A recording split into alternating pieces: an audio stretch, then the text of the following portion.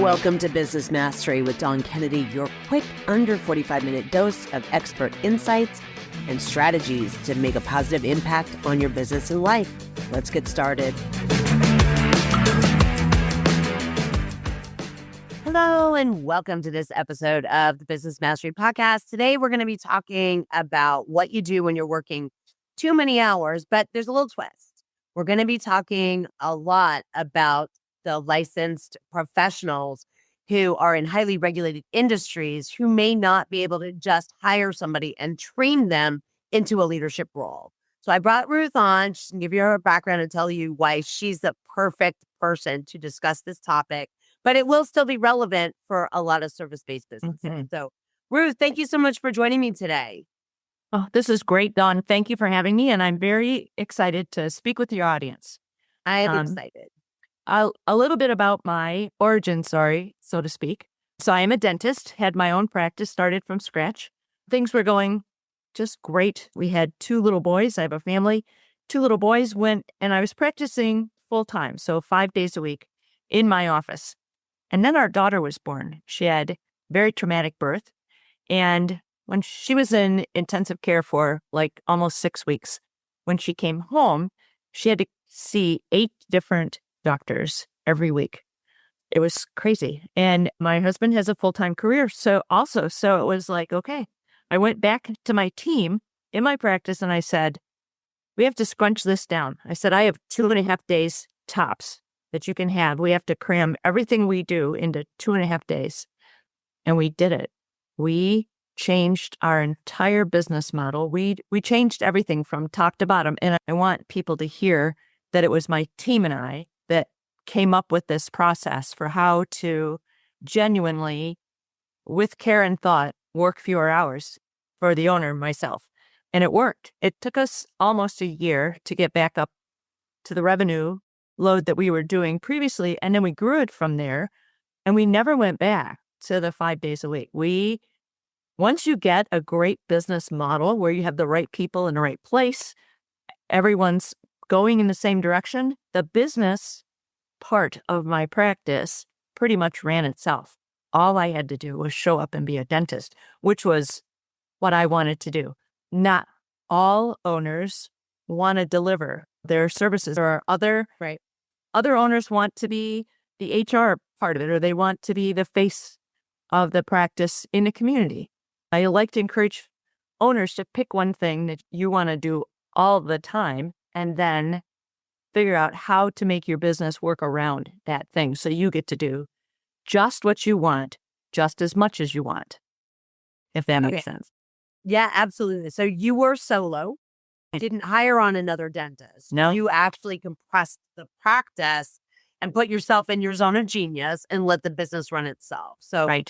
yeah, let's talk a little bit about some of the first changes when you realize, and by the way, if you are a service provider who wants to work less hours and stay in your zone of genius, this is going to be the place where it's probably going to be most relevant, whether or not you hold a license like a dentist or a physician or an attorney or an accountant or something like that, because you were the only licensed dentist. So there were certain things in your scope of work that nobody else in your business could do.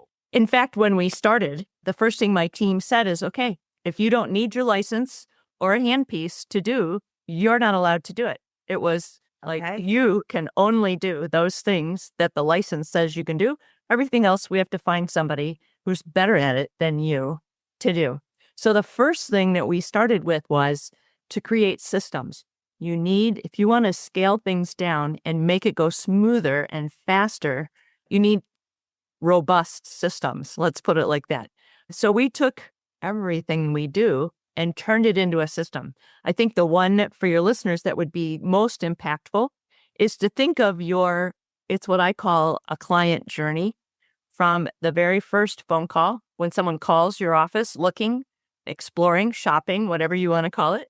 What happens on that phone call? And then what's next? Is there an intake that happens? Is there a plan of attack or a care plan that's put together? And then is there service delivery? And then, so it's every step along the way. What happens and who's responsible? Who's responsible for the intake call? Where does the information go? How do they communicate that to other people in the practice, which doesn't include the dentist? And where do you store that information so that anybody who needs it can access it without constantly asking questions? Where's this? How do I do this? So the systems really are the first big step to getting your life back, to deciding what am I absolutely required to do and what can I teach someone or train someone to do possibly even better than I did before. So let me ask you, when your team came to you and said, you're only doing what's in your license, we're going to do everything else. What percentage of your time do you feel you were working in the practice outside your license? What, How many? Yep. Yeah. So many hours, because think about it. In the beginning, when you start your practice, you wear 12 different hats. You are HR, you are the payroll provider, you're the bookkeeper, you empty the trash, you make the coffee, all those things that you do. And so one at a time, we took those hats off and said, who else should be doing this? And in that process, I call it the Henry Ford approach. I don't know if you remember Henry Ford. I'm in Michigan, so he's a big deal around here. Henry Ford never even graduated from high school, and yet he managed to build this empire. He was good at mechanical things. That was it. That's his zone of genius. And he surrounded himself with experts in all the different areas: sales, marketing, personnel, all those things that he was not good at. He just put experts in there. And when I say that to clients, sometimes the word expert is scary. It sounds expensive. So now I call them champions. If you can surround yourself with champions who are just better at doing a thing than you are. And sometimes if you think about it, you look at your social media, your champion, your expert could be a teenager. It doesn't have to be someone expensive that you go and hire. It could be somebody who's just naturally better at it. So I encourage people to look at your team. Don't feel like you have to go and hire outside people to come in and bail you out. A lot of times it's just giving authority and power to people that you have properly trained to follow your systems. So it all comes back to, do you have the right kind of systems set up? So inside your team, did you find that there were people that were better fit in a different role when you collapsed, or I don't know, Yes. you were compressing. I don't want to call it collapse. It didn't collapse. You could Right. my. So did you find inside your own team already working with you, knowing you in the culture, that they were better suited for other roles and tasks and responsibilities? Yes. Yeah. Absolutely. And one of the things that we did was have people, we call it an ABC skill set. You just take a piece of paper, divide it into 3 columns, A, B, and C. A are things you love to do, like you could do it all day long. B are things I can do it, I'm okay at it, doesn't really light me up inside. And C's are the things I hate doing. I don't want to do it. I have to do it as part of my job, but I don't want to do it. We had everyone fill those out. And then we did our best to get rid of everyone's C's that they didn't want to do, they weren't good at. And we tried to give them a position, a job that focused strictly on their A's, what they were really good at. And it meant some of our people had to go down to part-time so that they could just focus on what they were doing. We had to bring on some more people who had what used to be my C's. I needed somebody who loved to do that stuff, was better than I was at it. We had to hire a bookkeeper. We had to get an HR person. So yes, but thankfully now the world is full of fractional people. So it doesn't have to be a full-time employee that drags your margins down. So yes, we did have to decide, where can we find someone and build them up, help them grow into a position that they can handle better than I did when I was the doc, plus all those jobs. So let me ask you, because this is a huge perspective shift. I think that a lot of people are hired under task roles and responsibilities, and we build these generally. Oh, you work, let's say you're the insurance person, you're filing the insurance and things like that. And so we would hire somebody to do that, plus all these other things. But it sounds like actually your job descriptions, roles, responsibilities became a little more bespoke to your practice. Maybe in another practice, these people would not be under the same job title. I want to be very clear that this ABC process probably created roles and responsibilities that are not traditionally seen in a dental practice. So we ended up with an org chart that was based on responsibilities, not people. Okay. Because, for example, here we discovered we had an office manager who in that position had been the person that did financial arrangements. And she was very uncomfortable asking people for money. And when we took her out of that little chunk and put her solely in managing team, managing schedules, and working on keeping the office running, and took that C set away from her, oh my gosh, she about hugged us. She was so happy to not have to do that. Now, then meant we had to find somebody who understands how to work with people who are in trouble financially. But there are people like that. It wasn't like, oh, I'm never going to find anyone. I'm going to have to do it myself. There are people who love to do that, who love to make life work for others. And that was such a relief when we gave her permission to let go of that part of her previous job description. And we gave her different things that matched her gifts and graces to a much better extent. I love this. And anybody listening out there, if you have a team and you're putting in new systems, this ABC is phenomenal. What a great way to not only motivate team and keep them happy, and they'll be more efficient, and they'll probably be more effective in their right roles. And it's interesting, when you did have to drop some people to part-time so that they could only do the roles that they were really good for, was there resistance around there? Was it a conversation around there? What happened to those people specifically? Because I know that's a tough conversation to have with people. It is. So a lot of it depends on how you present this. And I started our conversation saying, I did this with my team. I didn't come up with the system all by myself. So I didn't walk in the door and say, I know what we're going to do from here on out. Okay. I walked in and said, how are we going to do this? We have different parameters. How are we as a team all together going to do this? And the fun part about the ABC skill set was the team was sitting there and they'd say to each other, I didn't even have to do this. They said to each other, I'll do that one off your C skill set if you do this one off of mine. And they were negotiating with each other. So we only had one person that we had to squirrel away to part-time because the rest of the team said, oh, I love doing that. Can I have that? And you can have this because I don't want to do that. I would never have figured that out without bringing the team in. Team has such great perspective and they see how a practice really runs because they're the ones making it work. We get off in our offices or in the operatory. I'm busy using my hands, thinking, doing all this stuff. I don't see the nuts and bolts every day of how things actually work. And it was wonderful to work together with my team instead of saying, okay, guys, this is what we're going to try and we'll see if it works. Amazing.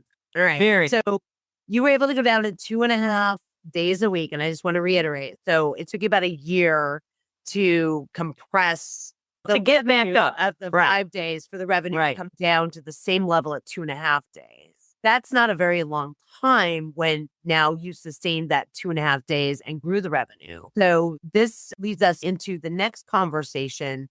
As you were growing, did you just increase the systems or did you just scale the system? Or was there something else you did when you realized, okay, now we're at capacity at 2.5 days, revenue's back where it was. So it's like a lot of things stop there. So what was the difference then? So other things happened at the same time. So yes, you need systems for everyone to work with and you need the right team and you need to care for that team. I can't tell you how important it is to have some kind of I know companies talk about having performance reviews.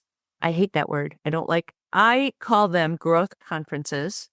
And it's a way to, yes, grow your team, turn them into better humans, have them develop. So that's professional development and personal development. But it also gives them a reason to stay with you because they can see, oh, look, she's interested in how I'm doing right now. My life situation is important to her.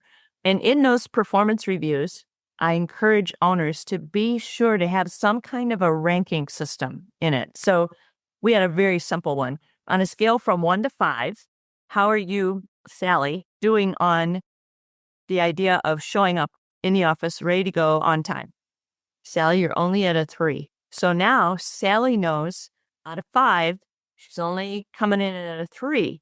And then we sit down and we say, now, what can you do to get yourself closer to a 4 or a 5? And we document those steps that she agrees to do. And then we come back in however many weeks and say, okay, how are we doing? And you have a breadcrumb trail should you need to leave someone, let someone go.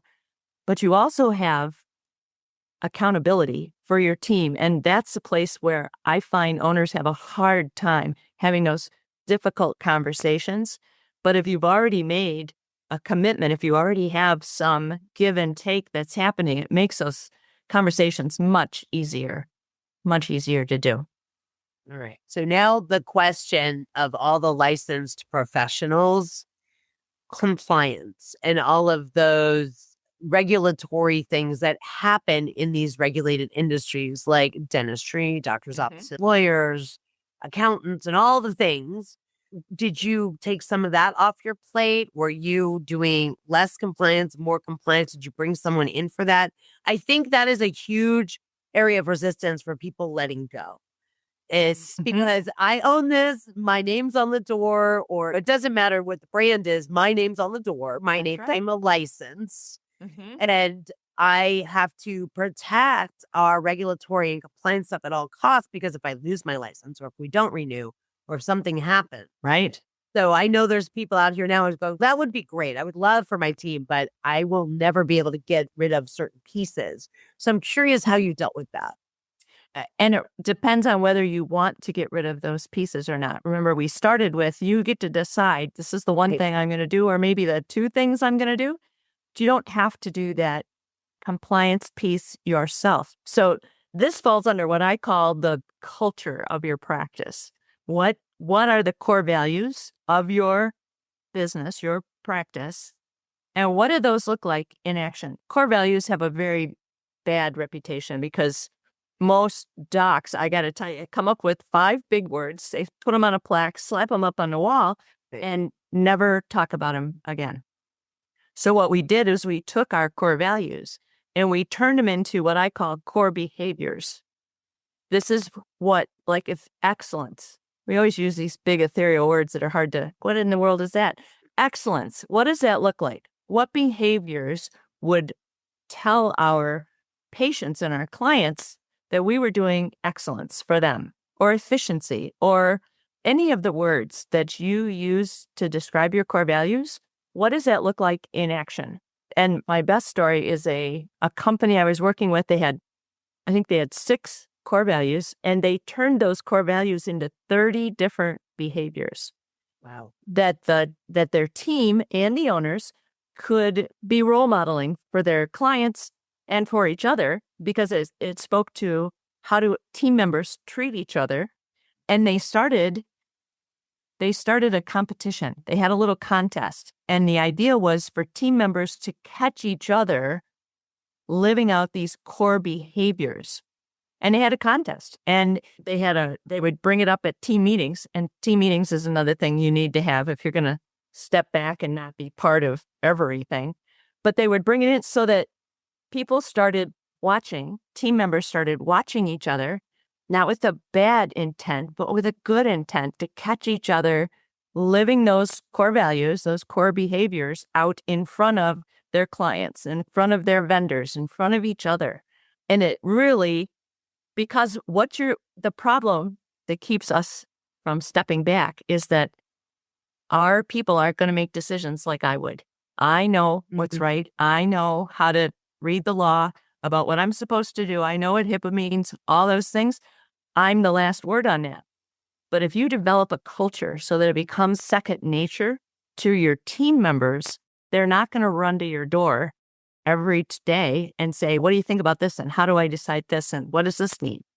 You've built into them a thought process like yours about what you want the environment in your practice to be like. How do you want your precious clients treated? What does white glove treatment mean to you? This is how you explain and really embed it into your team members so that you have less stress about what are they doing when I'm not there. Yeah, that's a big one. The 2.5 days that you were in the office practicing, were you closed the other 2.5 days, or were you taking appointments? It wasn't a immediate. We couldn't shut down to 2.5 days immediately. It was a gradual thing, but it had to happen pretty quickly. It was just a measure of how fast can we serve patients in our situation. But remember, so much of what keeps an owner busy has nothing to do with service delivery. We think it's all about being an attorney, being a dentist, being a veterinarian. But really, there's so much else that happens in your practice has nothing to do with billable hours. And those are the things that we got rid of first. All the extra outside. I was shocked when I saw how much time I spent doing all these things and no drill in my hand, no conversation, no reading x-rays, nothing about being a dentist. It was just running the business, overseeing the people. That was the first shocker for me was I had no idea I spent so much time doing these other things. Yeah. Just what comes to mind for me would be like the ordering, right? So all of the orderings, people don't want to let that go necessarily because there's cash involved, right? So it's, So what you have to do, it's a lot about, think of it like delegating. If I give this project to you, say ordering, here are the parameters. You have to paint a really vivid picture. You can order only so much, like we're doing a just-in-time type thing. So I only want so much inventory on the shelves, and I only want to spend so much in a month.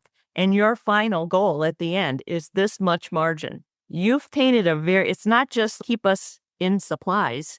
It's order every month, look at the inventory. It's very particular. So when you start delegating things like that, you just have to describe it more carefully than you would first think about. Okay, so let's talk about some of these systems that maybe we know need built, but at the level of detail that you built them so that you legitimately hand the keys over and be like, don't drill anybody. I'll be back on Tuesday. Yeah. So think about it. Do you have a way you want your phone answered? So that like in our practice, if the phone rang more than twice, everybody better be jumping to get the phone. I don't care who you are. And you're going to know how to answer it exactly like I want it answered. And you, depending on who's on the other end, you're going to know what questions because you understand our phone scripts or suggested questions inside and out. So yes. So I encourage people, think about your accounts receivable. It's huge. I can't believe how much money is left hanging out there. And we're losing interest. We're losing availability. There's so much hanging out there because it's just a line on a balance sheet and no one's ever aged it. I'm amazed at how many practices don't age their accounts receivable because once you understand the problem people are having with their finances, you can come up with solutions to keep them from falling into those problems. But if you don't look at it, you can't have those conversations. So there's a little courage. And if the owner isn't the courageous one who's going to look and see how much does Mr. Smith owe me, somebody in the practice, that is somebody's skill set, is to keep people from hitting 90 days on your accounts receivable. You have to find that person. And there are places to go. You can talk to your CPA. Maybe somebody in his bookkeeping team loves to do that. But you got to find someone with that skill set that you want because they're better at it than you are. Sure. So these SOPs were very specific. So a lot of times we will see people have practice manuals or they'll have HR manuals or they'll have handbooks and they'll have those things that give you the general and then it gives you the culture, gives you those things. But what you're saying is the systems that you had to build were so specific with almost checklist-like specificity. And that is what enabled you to be able to walk away. So if somebody's listening out there now and they're like, we have these handbooks, everything is fine. You're saying, no, it goes beyond basically what maybe you've developed, especially the way that I see this is because you did the ABC and it was like a choose your own adventure in your job. So I bet everybody had to rewrite their job descriptions and their tasks and responsibilities. And I don't know that's something that we actively practice on a regular basis inside our business. It's very easy to do that when you set up, do it. Right. There's a particular event, like we hired too many employees and now we have to update it because we have FMLA or whatever. But other than that, I don't think that's an ongoing thing. So when you were rushed into, okay, this isn't working, we need to compress this down, you really had to get very granular. And it sounds like your team helped you do that. And they did. And a lot of it, we set ourselves up to succeed in saying that we're going to try this for 6 weeks. And then we're all going to sit down. If it doesn't work, no one failed. It's not the end of the world. We're going to tweak it. So I'm not asking people to start over. I'm asking people to actually realize, where are you in your systems and what can you do to tweak it to make it work better for your team and for yourself. So it's all about tweaking and work with your team. It's so easy when you're working with them instead of, because a bunch of us that are older, when we learned about leadership, it was, I'm the leader because I know everything. I have knowledge. I have the license. I have the everything. So y'all just do what I tell you. So it's very top down. It's a very corporate model of, I'll tell you what to do. And your performance reviews reflect how well you follow instructions. I'll tell you, today's young people are not interested in following instructions just because you said so. That they're not interested. They are looking for a place to plug in and use their problem-solving skills, to use their creativity, which is a very scary thing in my dental office because someone could die in my chair if you don't do things the right way. So I can't turn a millennial loose and say, go for it. Just find a new way to do this. No. So it's back to what I said. When you paint a picture of what the end result has to be, you have to give them guardrails. You have to give them parameters and say, this is exactly what the end product has to be like. Go for it. Show me a way to get there faster, smoother, prettier, whatever, however you want to look at it. But it has to meet these criteria. So you really have to think about specifically, what am I asking my team to do? I am totally guilty of what I call a drive-by delegation. Like I'll take a stack of charts, set it on the end of my office manager's desk as I'm walking out of her office and say, would you handle these? And I'm off. Those are horrible instructors. I call those drive-bys. But that's what we do. We think they know what we want. So we say, here, will you handle this? And we haven't told them how. There's so many things we have not explained or told them what our expectation is. They should just know because they know us and how we do things. So it does require that you get very granular, as you said. But I encourage people, it doesn't mean you have to write a book. Don't ever think that I want you to write step by step how to do everything. My team loved videos. So we did a lot of videos so that if you forgot how to do something in our software, you could punch a link and there's the video. Watch the video. You don't have to ask me how to do it. You don't have to bother the office manager. You just do it yourself. That worked so well. So I'm not asking for a play-by-play written out because by the time you write it, it's going to change. It does. Things change very quickly. So you want it to be adaptable, flexible. And I encourage owners to have your team write or make the videos and you just check them, just monitor them. It'll save you a whole lot of time because I'm not trying to give owners more work to do. I want you to be able to step back, let your team use their brains, use their creativity, come up with solutions. It's much easier to edit or monitor or check it than it is to try and create it all yourself and hand it to your team. Does that make sense? Right. Absolutely. So yeah, Zoom videos are great. There's a lot of software assets that you can do to do that.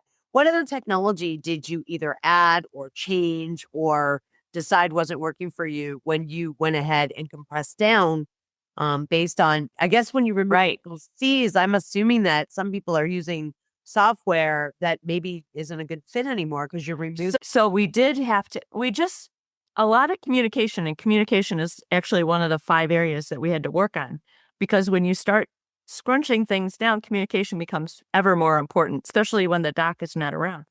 So we came up with different modes of communication because we have a huge HIPAA compliance piece. So I'm going to say texting, but it's not normal texting. So if you want to talk, you want to communicate between two team members, you can text in a different kind of texting.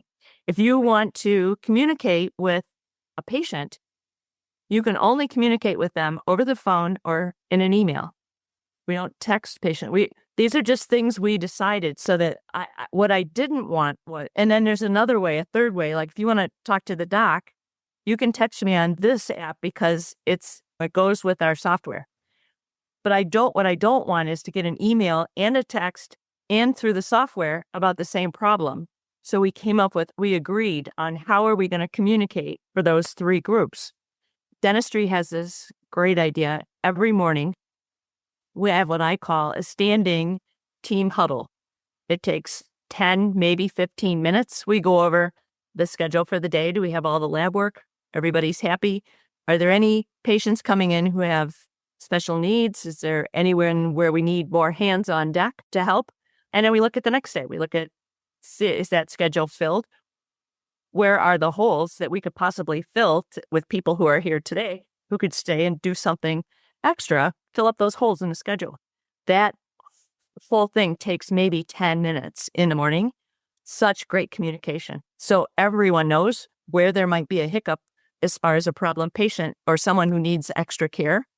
We have a lot of apprehensive people in our office, and sometimes they just need a little gentle hand-holding. But if we know that ahead of time, then someone can be right there ready to go. So it's not awkward. It makes it smoother and easier for our patients. So a lot of that communication happens in that morning, and we all stand up because we want it to go fast. It goes faster if you're not as comfortable. But that's just to look at your day, your 2 days, or your week and say, are we ready? Do we have everything we need? Got all the supplies, all the people? Do we have the finances all figured out? Are we ready to go? That's a lot of organization happens in that little communication. 10 minutes, not a big deal. Amazing. All right. So you help other businesses, professional businesses, dentistry, and all things. Can you tell everyone where they can find you and learn about your additional practice, not just to get their teeth done? Sure. So we put together, just for your listeners, we put together a checklist that talks about the things we've spoke about today. So if they go to workfewerhours, they can download a PDF that kind of goes over the things we talked about today. And I'm on LinkedIn, and our website is shorelinestrategies.com. But I think the easiest way for them to step into our world would be this PDF that gives them a great place to start if you're thinking about how do I get organized so that I'm not there all these hours. I love it. Thank you. That is very generous. And we will put all of the links down in the show notes and then also in the video description. Good. So if you find us on the day it launches or even 2 years later, you can find and all of our tips and strategies. And if you are a professional, licensed dentist, doctor, vet, attorney, accountants, all the things where we have these sort of additional regulatory steps that can make business management challenging because of the roles and the bright line separations, I would encourage you to reach out and connect with Ruth too. I'm sure she can support you as well. Yes. Thank you so much for being here today. I really appreciate this conversation. And I think it's going to be very helpful for a lot of people who maybe are looking for somebody who can assist with these types of business management things that are specific to particular industries. Thank you so much. It's been wonderful. And I love the information you provide for your listeners. A great podcast. I enjoyed being here. Thanks. I appreciate you so much. Thank you. All right. We'll talk to y'all next time on the next episode of the Business Mastery Podcast. Take care.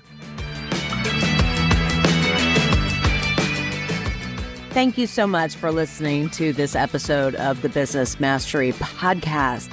If you want to learn more about me, you can go to dawnkennedy.com, and you can now check us out on YouTube as well as, of course, any of your favorite platforms that host podcasts. Take care.